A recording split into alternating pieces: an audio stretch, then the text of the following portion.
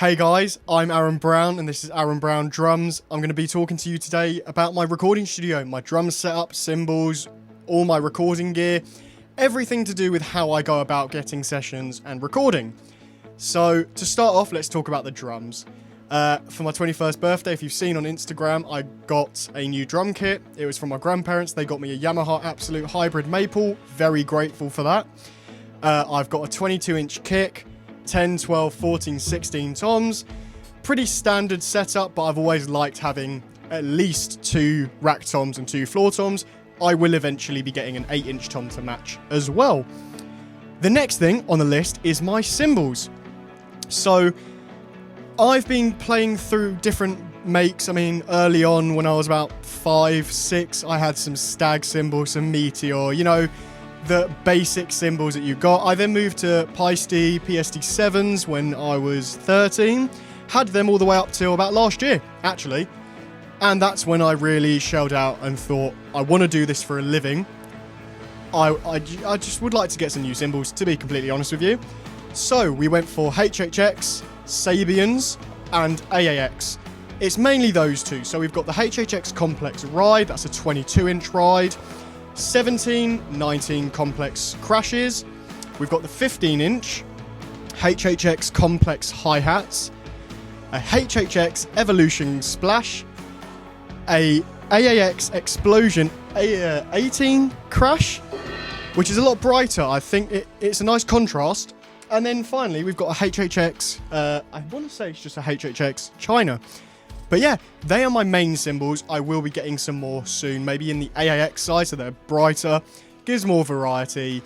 But yeah, I love them. They're quite dark, and I really do like that when recording. It doesn't cut, but it nicely lays on top of the mix. Next is my snare drums. Now, I will show you later more of my snare drums, but the 2 main ones that I keep in the studio ready are my Ludwig Black Beauty, which is 14 by 6.5, and my Ludwig SUPRAPHONIC 400, which is 14 by 5. Both amazing, both are like some of the world's most recorded snare drums. And I thought, look, I want to be doing a session musician's job, I want to be recording, I've got to get the best gear, and objectively, I think Ludwig snares are the best and the top of the top. But that's slightly biased, because I've always wanted them and my dad's had them. Next, we're going on to what I've got next to me. Now, this is a Roland Spd Sx. It's a sample pad. Haven't used it too much yet. I think it's mainly targeted for live stuff, but I've got it in case someone wants programmed drums with the acoustic. And then at my house, I have got a Roland TD17 KVX. So if they want programmed drums but played like a drummer, I have that as well. I really just want to tick as many boxes as possible and get as many gigs and sessions as possible. So the next thing I'm going to talk about is my mic setup and what I use to actually record, because without mics you can't be a session drummer or session anything really.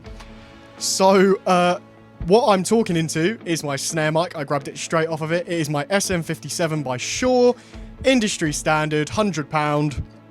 And to be honest, you can stick these on snares, toms, bass cabs, guitar amps, anything, and they really work. So yeah, that's what I've got on snare top at the moment. I will be getting another one for snare bottom, but that is in due course.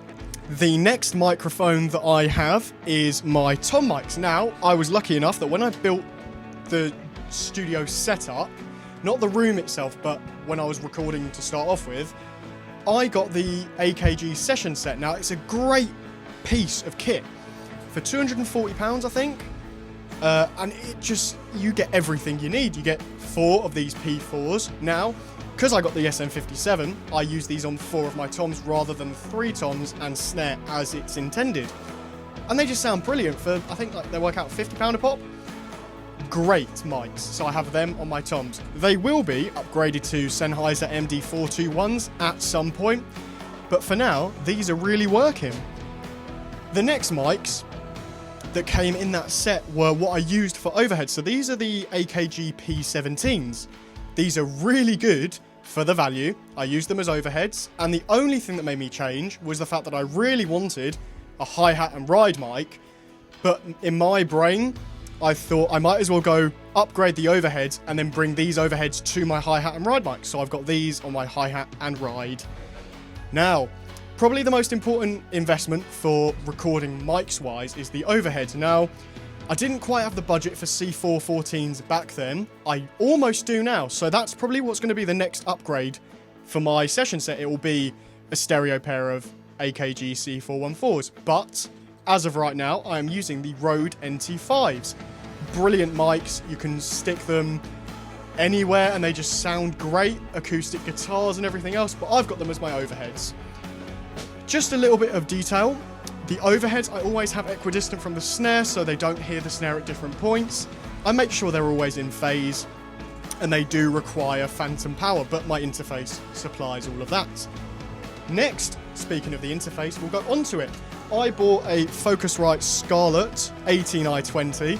It's got 8 inputs, and it's just great. For the value for money, how good the conversion is, it's brilliant. I've got it running 44.1 kilohertz at the moment. I will be upgrading it so I can do 48k, but not in any rush for that one. On top of that, because I ran out of mic inputs, and I thought I want another 8, because what's better than 8 mics? 16 mics. I went for the CLARETT, again by Focusrite, CLARETT OCTOPRE, which is just brilliant. It's a step up from the SCARLETT, and I will be getting the, what's it called? The CLARETT version of the SCARLETT at some point, but I'm in no rush. The main brain of this whole studio comes from my MacBook Pro. It's got 16 gigabytes of RAM, so it's more than enough to run my sessions. I'm recording at least 10 mics at the moment, and hopefully we'll be going up. But yeah, the only other thing I will say is kick mic. I've got the session set kick mic on there, but in the next couple weeks, I've got a D112 coming. So, upgrades and happy. What is next? I mean, let's just talk about how I get sessions. So, through my Instagram, and mainly Instagram and Facebook, I get asked by people, would I play on their tracks? Obviously, I want to be the best session musician there is, so I say yes. I say, can you send me the tracks and I'll have a listen? They have to agree to some terms, but it's just like my price of what I charge, which at the moment, £30 for 2 hours. And what else? Just making sure that it's in time and stuff, because it's really hard to record when they put a click on it, but the rest of the track isn't. Bar one case, it's all been perfectly fine. And quite easy, to be honest, I've been blessed. So they email me the track, we agree on terms, and so straight away I sit down, warm up, have a coffee, go and play the first 30 minutes in their 2-hour slot. And what that is for is rough ideas and drum tones. So I always say, do you like the snare tone? Do you like how the toms sound? Is there any cymbals you don't like? And I can swap them out if need. Luckily, what I usually choose is what they want. And sometimes it's just a little, you know, tuning a bit higher or a bit lower. Or maybe just put in a spare drum head instead of a big fat snare on the snare. And you can really get that tones. But we'll talk about different drum tones later. So they send me the tracks. And I give them a rough idea, send it back for tones. After they agree or disagree, they tell me what they want. And then we start playing.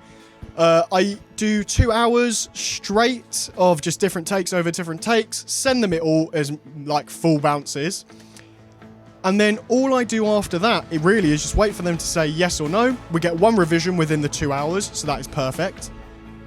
And yeah, so when they say they're happy, I send them a full bounce as a security, they agree, pay me the money, and then I send them the stems. And it works out really, really well. I mean, I'm getting more and more sessions as the days go by.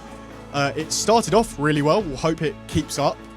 But yeah, that is how I record. I will actually take you through some of the sessions. So later in this video, you will hear and see how I went about recording one track. So we'll go through rough ideas, main ideas, different variations, final mix sent off. Thank you very much for watching.